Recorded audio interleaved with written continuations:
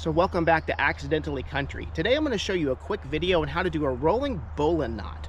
This is a great knot if you're trying to pull down a widowmaker tree that you have cut and is now freestanding, such as this.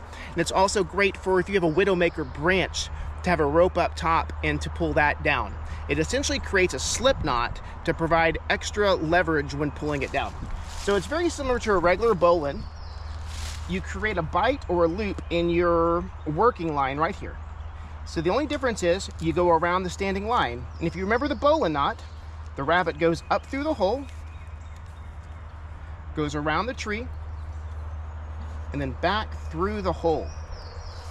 Tighten that just a little bit. And now you pull on the standing line right here, and it creates a slip knot all the way up.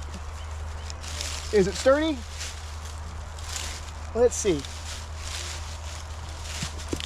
I'd say so. So I hope you found this educational. Good luck on pulling down your trees. And if you like this video, please like and subscribe. Thanks for watching Accidentally Country. We'll see you next time.